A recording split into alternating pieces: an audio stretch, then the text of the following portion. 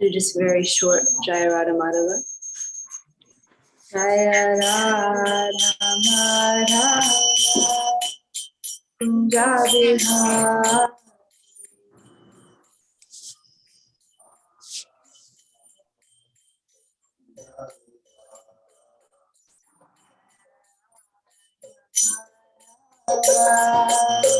Kunja Vihara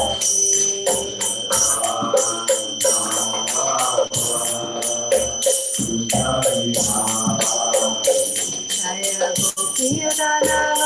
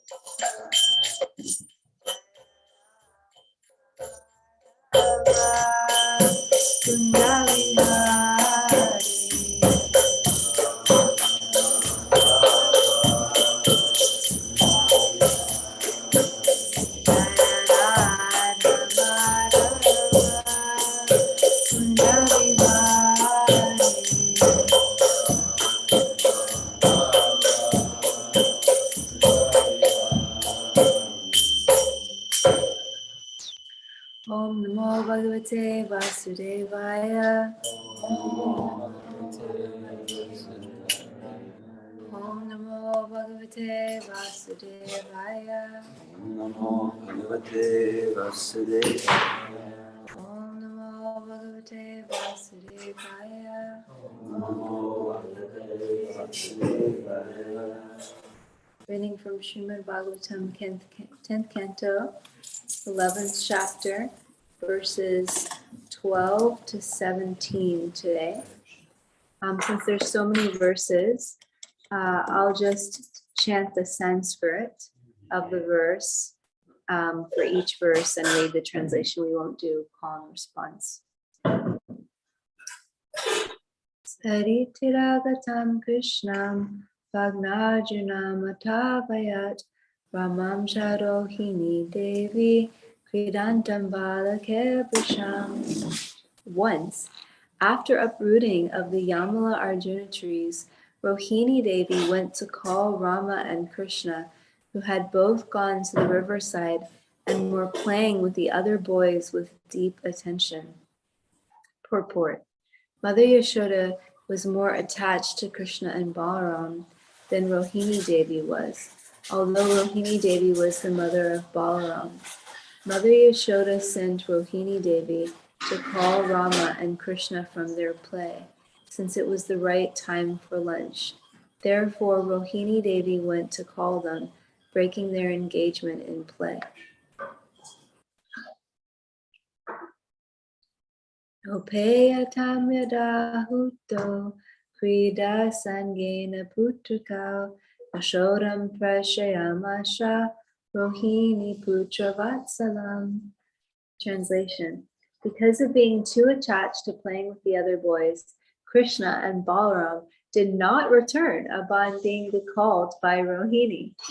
Therefore, Rohini sent Mother Yashoda to call them back, because Mother Yashoda was more affectionate to Krishna and Balaram.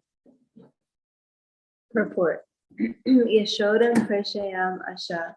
These very words show that since Krishna and Balaram did not care to return in response to the order of Rohini, Rohini thought that if Yashoda called, they would have to return, for Yashoda was more affectionate to Krishna and Balaram.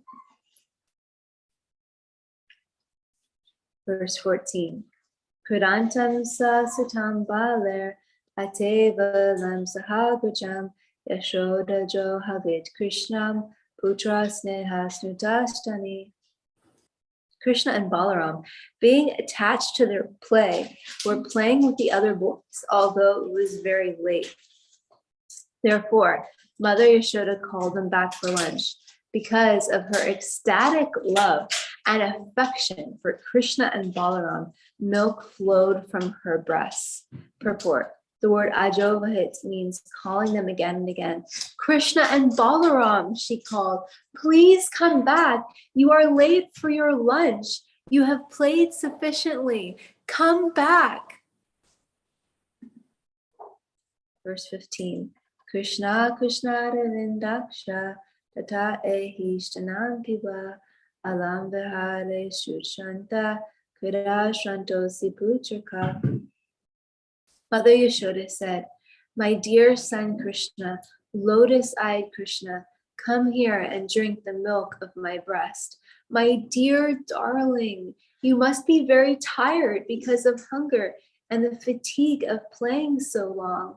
There is no need to play anymore. 16. Hey Ramagacha Tatashu Sanuja Kulanandana Patar Eva Kutaharas Tadbhavan Bhoktumarhati. My dear Baladev, best of our family, please come immediately with your younger brother, Krishna. You both ate in the morning, and now you ought to eat something more. Patikshate tvam dasharha bhoksyamano vrajadipa eye vayo priyam dehi swagrahan bhata balaka. Nanda Maharaj, the king of Raj, is now waiting to eat. Oh, my dear son Balaram, he is waiting for you. Therefore, come back to please us. All the boys playing with you and Krishna should now go to their homes. Purport. It appears that Nanda Maharaj regularly took his food with his two sons, Krishna and Balaram. Yashoda told the other boys, now you should go to your homes. Father and son generally sit together, so Mother Yashoda requested Krishna and Balaram to return, and she advised the other boys to go home so that their parents would not have to wait for them. And since that was a lot of verses, I'm just going to go back and read 12 to 17 without the purports, just the translations, so that you guys can get, again, an idea of just like the storyline of what's happening. Once, uprooting of the Yamala Arjuna trees. After the uprooting of the Yamala Arjuna trees, Rohini Devi went to call Rama and Krishna, who had both gone to the riverside and were playing with the other boys with deep attention. Because of being too attached to playing with the other boys, Krishna and Balaram did not return upon being called by Rohini. Therefore, Rohini sent Mother Yashoda to call them back, because Mother Yashoda was more affectionate to Krishna and Balaram. Krishna and Balaram, being attached to their play, were playing with the other boys, although it was very late. Therefore, Mother Yashoda called them back for lunch. Because of her ecstatic love and affection for Krishna and Balaram, milk flowed from her breasts. Mother Yashoda said, my dear son Krishna, lotus-eyed Krishna, come here and drink the milk of my breast. My dear darling, you must be very tired because of hunger and the fatigue of playing so long. There is no need to play anymore. My dear Baladev, best of our family, please come immediately with your younger brother Krishna. You both ate in the morning, and now you ought to eat something more. Nanda Maharaj, the king of Raj, is now waiting to eat. Oh, my dear son Balaram, he is waiting for you. Therefore, come back to please us. All the boys playing with you and Krishna should now go to their homes. We will pray to our teachers and Krishna to understand. Please join me if you know.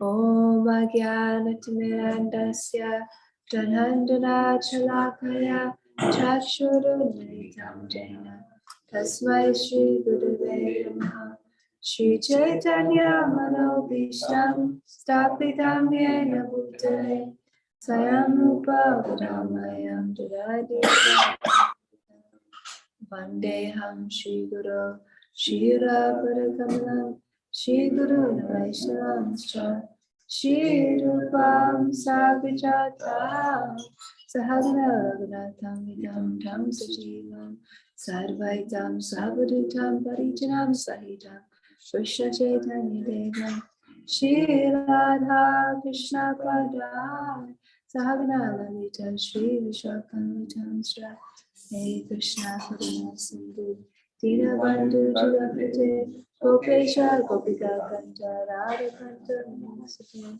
Tapta Kanchana Gaurangi Radhe Vrindavaneshwari Vrishabhanu Sile Devi Manamami Hari Priye Nama Om Vishnu Padaya Krishna Krishnaya Bhutale Srimate Bhaktivedanta Swami Niti Namane Namaste Saraswati Deve Gauravani Pracharine Nirvishesha Srinivadi Vashtadara Shutarani.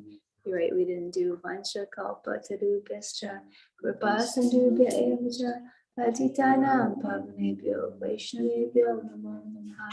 Jai Shri Krishna Chaitanya Prabhu Nityananda Shri Advaita Gadadhara Shri Vasari Gaura Bhaktivinoda Hare Krishna Krishna Krishna Hare Hare Hare Rama Rama Rama. Jai. Thank you all so much for being here. I pray to each and every one of you online and in person, especially senior devotees, Arjuna Prabhu and Adi Purush Prabhu, that we speak according to Guru Sadhu and Shastra from purification and the inspiration in each of your own Krishna consciousness. So the first couple verses are actually talking about how when Rohini went to call Krishna and Balaram, they actually didn't listen to her. And because Yashoda has more affection to Krishna and Balaram, Rohini, she sent Yashoda to call them. So how can we understand this? Even in the spiritual world, there is the hierarchy. And some people have deeper levels of devotion and attachment to Krishna. Here it says Mother Yashoda is more attached to Krishna and Balaram than Rohini. So someone could ask, how is it then that Krishna created everyone equally? Saint Teresa of Avila, who is a beautiful Christian mystic, was once asked a similar question, and her response was, if there are different sized cups, but they are all filled to the brim with water, then they are all satisfied. And one cup isn't thinking that they want to be another cup. They are happy to be who they are, and they appreciate the other cups. So it's like that. But we have to go also even deeper into our own tradition to understand the answer from our own tradition. And the fallacy and the conception that, if one person has more attachment to Krishna than another, then that means that Krishna hasn't created everyone equally. That's not true. And that conception is twofold. Number one, in the spiritual world, our greatest happiness is Krishna's happiness. If we imagine that the spiritual world will provide us with a higher level of personal happiness, then we are carrying our material conception into our idea of the spiritual dimension. It's not that we are going to the spiritual world to have more personal happiness. We go to the spiritual world, our greatest happiness is Krishna's happiness. Our material conception is that it all revolves around me and my happiness. And that's actually what makes us miserable. In Chaitanya Charitamrita Antya Leela text 20.53, it says, if Krishna, this is Lord Chaitanya speaking, but he's quoting Srimati Radharani actually. And she says, if Krishna, attracted by the beauty of some other woman, wants to enjoy with her, but is unhappy because he cannot get her, I fall down at her feet, catch her hand, and bring her to Krishna to engage her for his happiness. So Radharani is saying that I want, it's not, my happiness is not in me being with Krishna. my happiness is in Krishna's happiness. So if Krishna enjoyed to be with someone other than me, I would fall down at the foot of that gopi and I would bring that gopi to Krishna. And that is my happiness, making Krishna happy. It's not about me. And in text 20.56, if a gopi envious of me satisfies Krishna and Krishna desires her, I shall not hesitate to go to her house and become her maidservant, for then my happiness will be awakened. So Radharani is taking it a step even further. She's saying, not only will I fall down at her feet and bring that gopi to engage to be with Krishna, that actually if a gopi is actually envious of her, she's not even going to be offended that that gopi is envious of her. And if Krishna desires to be with her, then Radharani will actually give up her position with Krishna and she'll actually go to that gopi's house and become her menial servant. This is Radharani's mood, is I just want to be, Radharani is the highest devotee of Krishna in the entire creation. Yet she is in the mood of, I would just want to be the servant to the servant to the servant. And we're in the mood of being the enjoyer. That's why we're not the greatest devotee. Radharani, the greatest devotee, she just wants to be the servant to the servant to the servant. We should follow in the footsteps of Radharani. And in text 20.62, the pure devotional service in Vrindavan is like the golden particles in the river Jam. In Vrindavan, there is not a trace of personal sense gratification. It is to advertise such pure love and this material world that Sri Chaitanya Mahaprabhu has written the previous verse and explained its meanings. So we have to understand everything here in this material world is revolving around personal sense gratification. Everyone is thinking, I am the center of my own Hollywood movie and everything exists to give me pleasure, especially here in New York City. It's just so insane. Like we literally, and Evan was saying the other day, he was like, yeah, I stepped out of Bhakti Center and like within one block, I could break all 4 regulative principles, you know? Yeah, like there was like a brothel or something. There was like a marijuana place. There was an alcohol place. There was like a meat place. There was like, you can just like go outside and within seconds break all the regular principles. And even if you're not breaking the regular principles within seconds, you have literally like millions of options of like what kind of, soda you want to drink, or like what kind of food you want to eat, or what kind of, anything. It's just like unlimited, so everything is revolving around our personal sense gratification and planning the next way we're going to enjoy, even even as devotees, it's like we have to really catch ourselves when we're like looking at our like summer calendar. It's like, oh, the Rath Yatras, I'm gonna go this Rath Yatra, I'm gonna go that Rath Yatra, I'm gonna go this, that. We have to actually really ask ourselves, like, why am I planning all these things? Am I planning in the mood of like, how can I go serve Krishna? And what is actually most pleasing to Krishna, which sometimes might be to go to the Rath Yatra and sometimes might not be to go to the Rath Yatra and stay back and do our service at the temple. Or are we like planning to go to all the Rath Yatras because we're like, I'm going to enjoy so much, When Radhanath Swami was here at the New York City Rath Yatra, after the New York City Rath Yatra, Doyle Gauranga asked him, Maharaj, how was the Rath Yatra for you? And, everyone's asking that question to each other after the Yatra. Prabhu, how was your Rath Yatra? Oh my God, it was so great. I was in so much ecstasy, And like Doyle Gauranga asked Radhanath Swami, how was your Rath Yatra?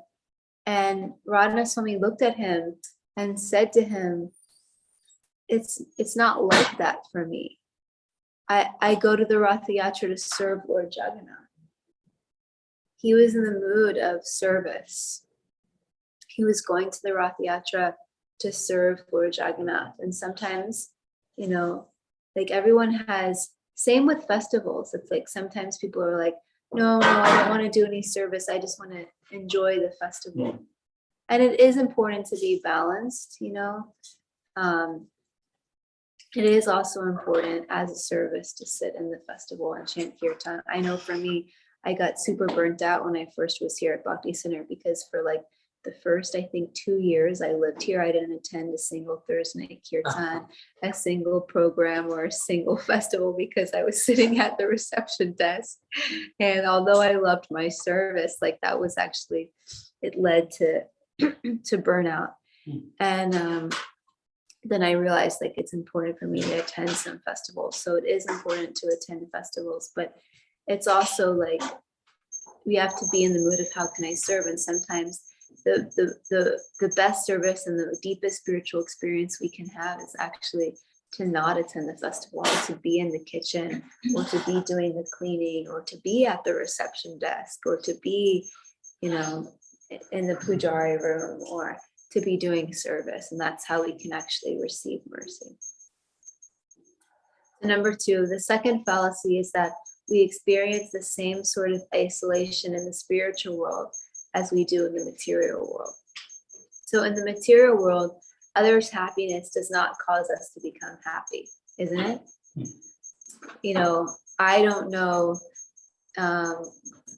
what's a Chinese name, Domi? What's a good Chinese name? Just any name. Ten Shimei in China is feeling really happy right now, but I don't know about it, so it's not making me happy. So in this material world, others' happiness does not cause us to become happy, but it is exactly the opposite in the spiritual world. There is a verse in the Chaitanya Charitamrita where it compares Radha to the trunk of a creeper, and her sakis are compared to the leaves and the twigs. It says, when the trunk trembles in ecstasy, the leaves and the twigs tremble much more. The interaction of Krishna and his intimate devotees create the greatest level of love, and that love radiates into the surrounding atmosphere. That love is actually so intense and mind-blowing that the less intimate devotees' minds are completely blown, and they naturally feel that their existence can be fully fulfilled if they can somehow assist the intimate Leela, even in the most insignificant way. They never feel jealous of the more intimate devotees. There, everyone's happiness is connected. There is no isolation. The more happy the intimate devotees feel in their service to Krishna, the more happiness everyone feels. And the desire is to just assist in that service. Their happiness is in seeing the intimate devotees serving nicely and making Krishna happy. And when the intimate devotees' ecstasy increases, their ecstasy also increases. So also consider that Radha has an advantage over Krishna, and that she can experience Krishna. So Radha's ecstasy is even deeper than Krishna's ecstasy. And Radha's sakis have an advantage over Radha because they can see Radha and Krishna together. And then take it even a step further, those less intimate than the sakis, they can see Radha, Krishna, and the sakis together enjoying, and so on and so on and so on. So we have this conception that the more I'm in the in circle, the more I'm in the in crowd, the more I'm in the center, the more the ecstasy I'm going to receive, the more happy I'm going to feel. We have this material conception. I got to be in it. I got to be in that circle. Radha Swami and Indradyumna Swami, they're dancing right there. I got to be right next to them. I got to be in it. Move over, Prabhu. I got to be in it. I got to be right there. And that's how I'm going to make Prabhu. I'm trying to make spiritual advancement. I got to be right there. Move to the side. We have this, isn't it? We have this conception. Oh man, I'm at Subhadra's cart, but Radha Swami and Indradyumna Swami and Sachidana Swami, they're at Jagannath's cart. Oh, forget you, Subhadra. I'm going to their cart, and I gotta be right there with them right now. Oh my God, I'm pointing 2 fingers at myself right now. I am totally guilty. But like we are so wrong. Actually, the blade of grass is more fortunate in Vrindavan than Radha, because the blade of grass can see Krishna and Radha and the Sakis all enjoying together. Uddhava, he prayed to be a blade of grass. and Vrindavan so that the gopis could walk on his head. The more removed we are, the more we're the servant of the servant of the servant, the more we can actually enjoy Krishna's pastimes. So Rohini, so we have to understand that what is the true reality in the spiritual world, and try to, Radha Swami says, we can't go back to the spiritual world until we create the spiritual world in the material world. So we need to try and create that mood and that atmosphere here. Rohini is not jealous of Mother Yashoda. And it seems that she also understands that Mother Yashoda has more love than she has. Because when the boys do not respond to her calling them for lunch, Rohini thought if Mother Yashoda called them for lunch, they would respond because she has more affection for them. So this is another lesson. In devotional service, we should not have envy, and we should want whoever can do the service best to do the service. Rohini was not thinking that only she should be the one to call Krishna and Balaram, and she wasn't possessive over the service. She wanted whoever was best to do the service to do the service. Sometimes we feel possessive in our service, isn't it? We really, really, really want to do a particular service, Prabhu, even if we're not the best at it. There's nothing wrong with wanting to do a particular service. We can actually gain enthusiasm and inspiration that way, and we can pray to do a particular service. But if us doing a particular service is actually getting in the way of the service being done properly, or if another person could do the service better than us, then that would better serve the mission. And we should be the servant of the servant of the servant, and let that person do the service and try to assist them. Or go do a different service and try to assist them in their service, and also go do a different service that is needed and that you're good at and makes you happy. Don't focus on, oh, that person didn't want me to do that particular service. Oh, woe is me. Why do they not think my voice is pretty enough to lead the Tuesday night time? No, seriously. I'm talking from personal experience. Why do they not think that I should be leading the Tuesday night kirtan? Let them lead the Tuesday night kirtan. Let me go be happy doing a different service. And just absorb yourself in doing a different service. Not wallow in, oh, I'm missing out, I'm having spiritual FOMO, I should be doing that service. Perfect. Let me assist them in doing that service, or let me go find a different service that I can absorb myself in. And when I become so absorbed in that service, I will totally even forget about the other service. And Radha Swami, he always talks about how we should be attached to the mood of service and not attached to the particular service. A devotee is always thinking, how can I best serve in whatever situation I am put in? I've been meditating a lot on this quote that Rukmini Walker put on her Instagram a while ago, that says, devotion is pure when happiness and distress produces an equal amount of gratitude. We have to understand that we are the servant of the servant of the servant, and that we can only chant the holy names by following the verse, Trinadapi Sunichina. We must be more humble than a blade of grass, more tolerant than a tree, and ready to offer all respect to others and not demanding any respect in ourselves. In this way, we can chant the holy names of the Lord constantly. And no matter what life situations Krishna throws at us, happiness, distress, pleasure, pain, honor, dishonor, sickness, and health, we don't put our happiness in our external life situations, but we put our happiness in our internal relationship with Krishna and our ability to serve Krishna in any situation. I was actually in the emergency room yesterday, and when I got inside, there was I was chanting Hare Krishna, and the first person who came up to me to put my information into the thing was like, oh, you're chanting. And I was like, yeah, I'm chanting. And then we ended up having a conversation about how her parents and her sisters are devotees of Krishna. So it's like, you sometimes we're thinking like, why am I in a certain place? Why is Krishna putting me in a certain position? And like there's always an opportunity to serve. Krishna and Balaram were always so absorbed in play that they would actually never take lunch. That is why the demons would appear in Vrindavan. They would normally appear right before lunchtime to get Krishna and Balaram to stop playing, kill the demon, and then remember to take their lunch. There is no time in the spiritual world, and there is no such thing as lack of fun, lack of absorption, or boredom. Krishna and Balaram are in so much ecstasy, totally absorbed in the fun of playing with their friends, that they would never remember to eat. So Yashoda had to remind them. Mother Yashoda's, oh my God, I have so much left to do.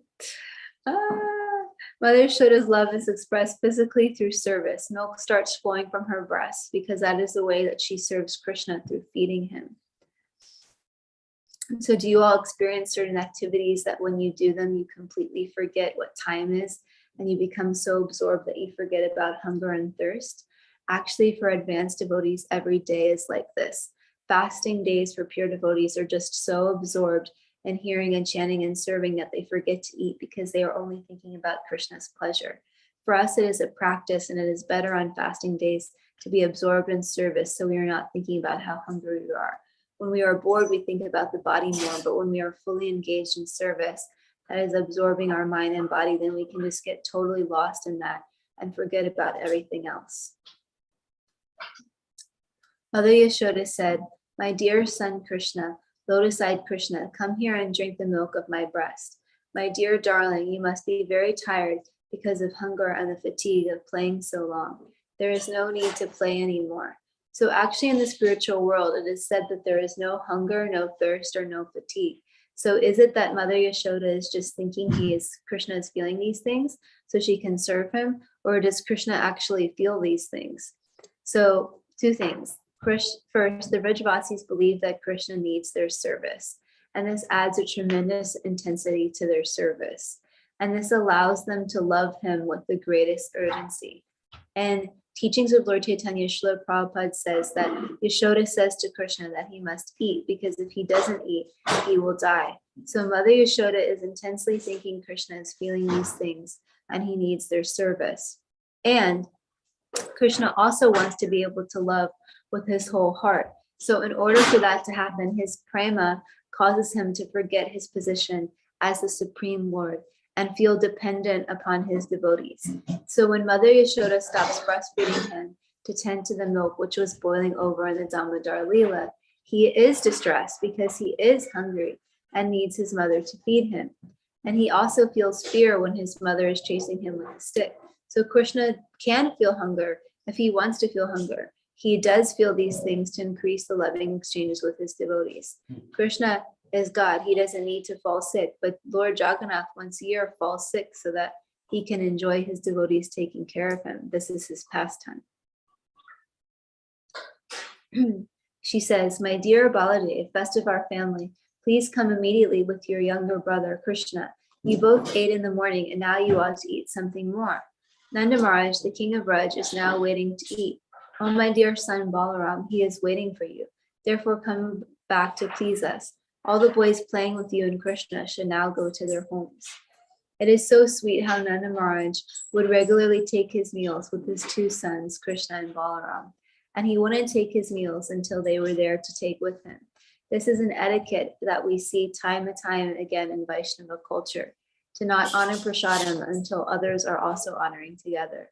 In India, many wives will not even take their prasadam until they have served their husband and children prasadam.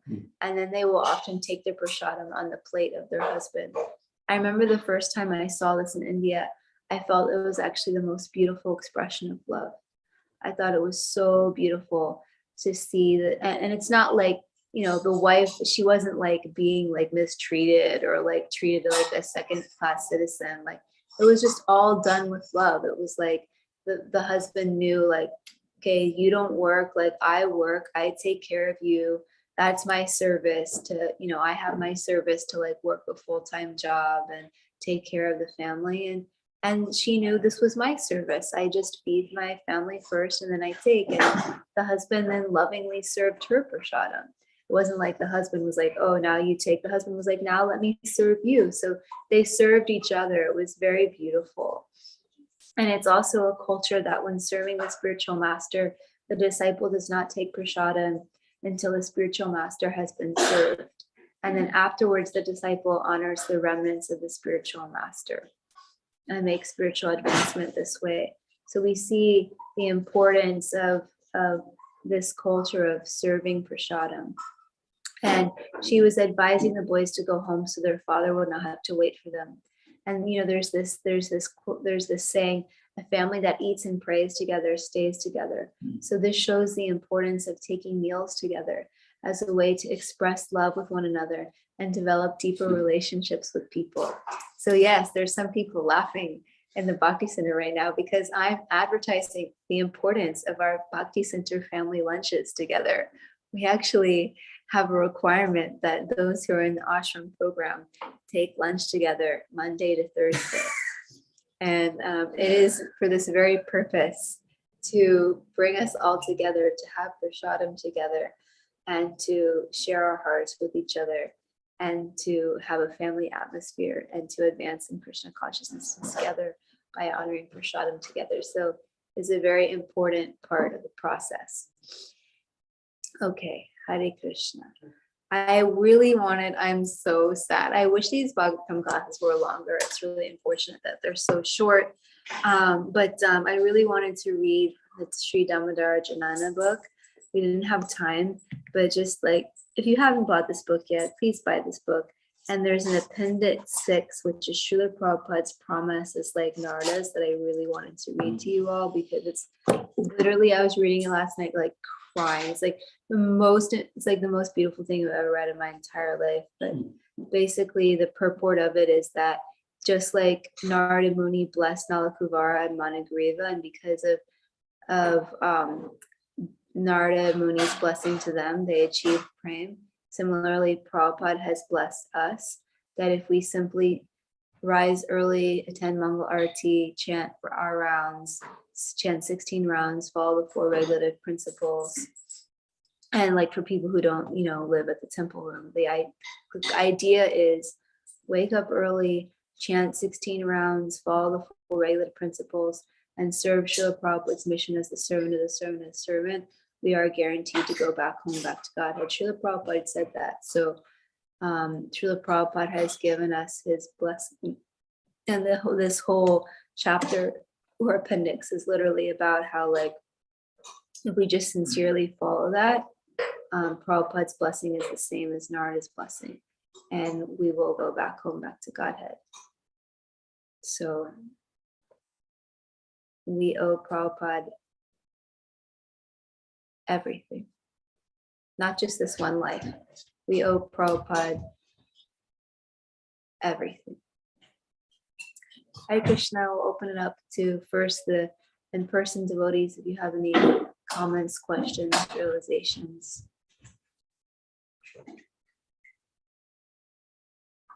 Kevin? Yeah, I was wondering if you said that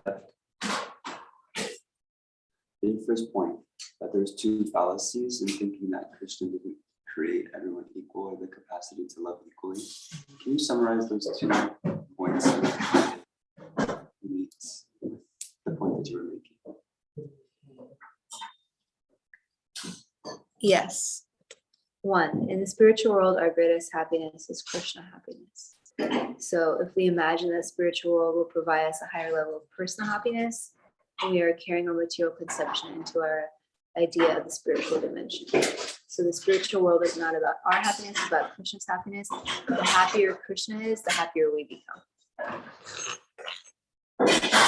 2, we think that, we experience isolation in the material world, but in the spiritual world, there is no isolation. So the more happy you feel, the more happy I feel. So the more love Yashoda has, the more love Rohini feels. So they're not disconnected. Does that answer? Yeah. Any other comments or questions from here in the temple room? Or we'll go to online.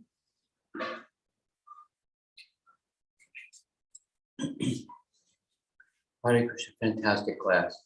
You just feel satisfied just to sit here and listen.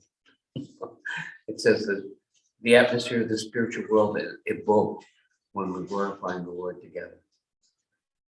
And there's the mood of Lord Chaitanya, which is like evangelical, going out preaching, sharing, giving. But then there's just the Vrindavan mood of just serving. There was one visitor to New Vrindavan, one lady, elderly lady, and I saw her come in the gift shop. She saw this deity of Krishna, and she said to me, "I just love that boy."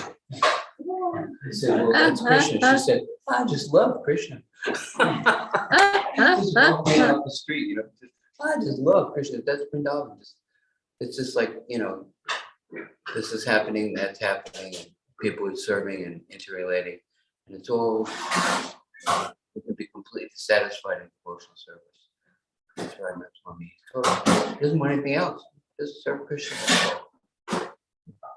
Maybe speak too much over his brother. No, that's so beautiful. And Prabhupada said that every one of his temples is not different than Vrindavan. So we can all be in the mood of Brijvasis here at Vrindavan, that actually anyone who comes here is Krishna's special guest. When Radha Swami went to Vrindavan, a Brijvasi welcomed him and said, "Welcome, you are Krishna's special guest." And he was so ready to take care of him in every single way. And then he also said, "We are all crazy here in Vrindavan, and if you stay here in Vrindavan, you'll become crazy like us." So we should all become crazy for Radha Muralidhar, and we should see anyone who comes here as Krishna's special, Radha Muralidhar's special guest, that we should serve them and take care of them in every single way, and try to get them to stay long enough so that they will also fall in love with Radha Muralidhar. Does anyone have anything online?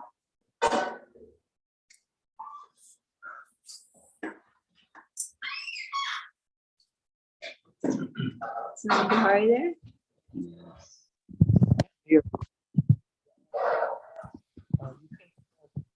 Dhanidhar Swami says, Dhanidhar Swami? well, it's a quote. Oh, I was like, he's there? You may not be Maharaj. able you may not be able to enjoy, but you can always serve. And service is our enjoyment. And Andrea said, "Are there brothels in New York City?" It was actually just a poster for like a strip club or something. I don't know. Oh, Something like that.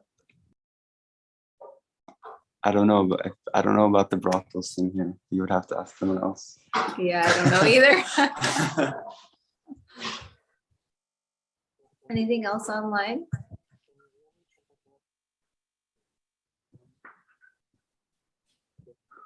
You said that, like Narada Muni said to his two sons of Kubera, that they just have to do what?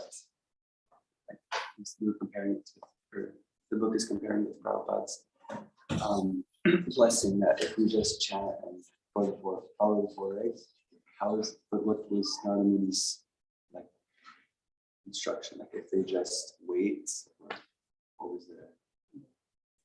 In their case, it was just they have to become trees for 20,000 years. They'll see Krishna and be liberated by Krishna. For them, it was really just he gave them the seed of prem, like because like basically his blessing was like Krishna will deliver them. For us, we have to endeavor. Theirs was pure mercy. Ours, we have to endeavor also.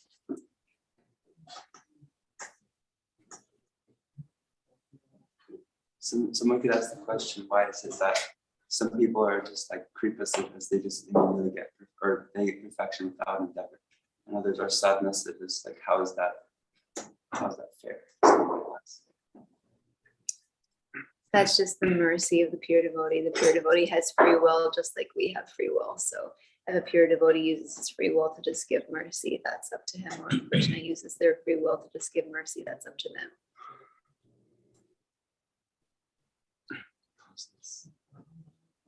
Yeah. It's causeless. Champakalata, can you hear me?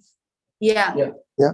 I have a question. How did you get out of your burnout? What did you do? Can you tell us something about burnout? How not to become like that and how to get out of it? Yeah, his question was, how did I get out of my burnout? That's a good question.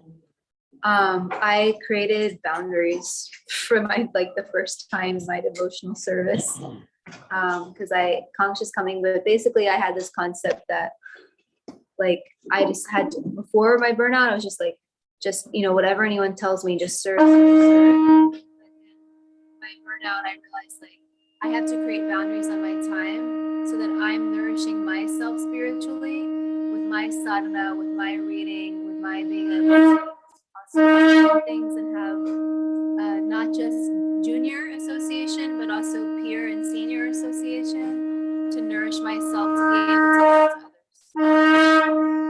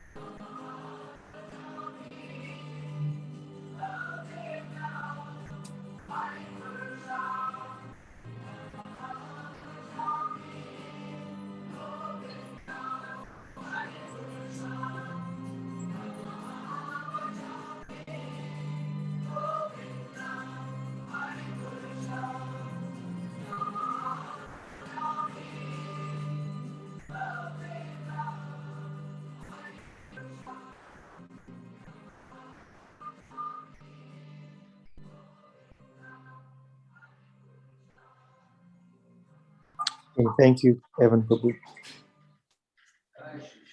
Everybody for joining. See you tomorrow.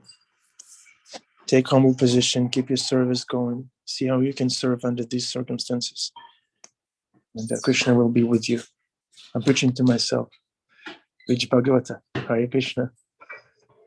Hare Krishna.